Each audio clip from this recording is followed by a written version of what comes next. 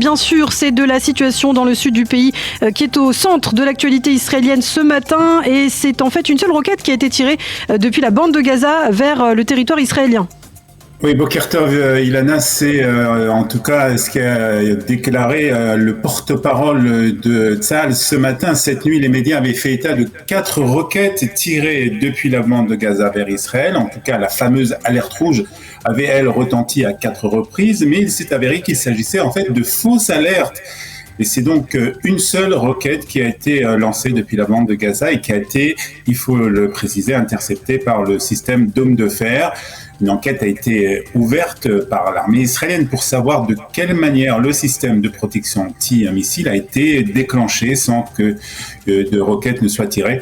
Cela veut dire aussi que les habitants de cette région, de la région sud du pays, ont passé une bonne partie de la nuit dans les abris et dans les chambres fortes, chose qui n'était pas arrivée depuis déjà plusieurs mois. Et puis bien évidemment, comme après chaque tir de roquette, la riposte de l'armée israélienne a été pratiquement immédiate. Des cibles du Hamas dans la bande de Gaza ont été anéanties par des raids de l'armée israélienne.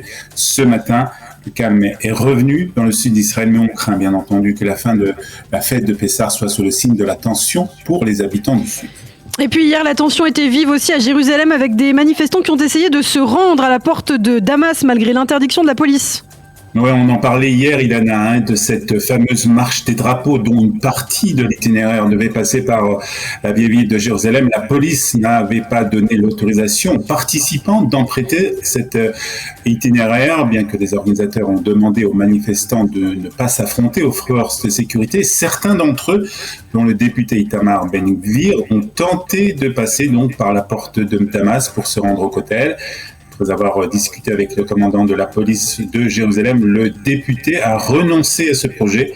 Le Premier ministre Naftali Bennett avait, quant à lui, ordonné aux forces policières d'interdire aux députés d'extrême droite de s'approcher du secteur musulman de la vieille ville de Jérusalem afin d'éviter de nouvelles violences. En tout cas, à la veille des derniers jours de la fête de Pessah, Israël a ordonné le bouclage complet des territoires. Oui, la signification, c'est que les Palestiniens de Judée, Samarie et de la bande de Gaza ne seront pas autorisés à rentrer en Israël à partir de cet après-midi 17h et cela jusqu'au samedi 23 avril. Les fidèles palestiniens seront, eux, cependant autorisés à rentrer en Israël pour les prières du vendredi à Jérusalem, sous réserve de restrictions existantes. C'est ce qu'a indiqué, en tout cas, l'armée israélienne. Les exceptions seront faites aussi pour des raisons humanitaires et d'autres cas exceptionnels.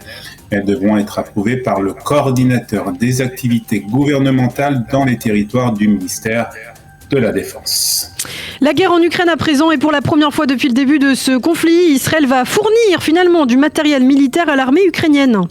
Oui, après avoir longtemps refusé de fournir du matériel défensif à l'Ukraine, le ministre de la Défense Benny Gantz a déclaré hier qu'Israël allait fournir des casques et des gilets pare-balles au service d'urgence d'Ukraine. Benny Gantz a entretenu avec son homologue ukrainien, le ministre Alexis Reznikov, suite à plusieurs demandes d'équipements de ce type. Il a informé donc de la décision israélienne. Les images dévastatrices provenant de la banlieue de Kiev ont conduit à un changement de ton chez les dirigeants israéliens. On se souvient aussi que le président ukrainien avait demandé dans un discours devant le Parlement israélien à fournir une aide militaire en évoquant les justes ukrainiens qui avaient sauvé des juifs pendant la Shoah. Et pour terminer, tout le monde s'y attendait. En Israël, la dernière restriction liée à la crise sanitaire sera levée samedi soir. En effet, il s'agit du port du masque dans les espaces fermés. Cette consigne, il faut bien le dire, n'était de toute manière pas vraiment respectée par les Israéliens ces dernières semaines.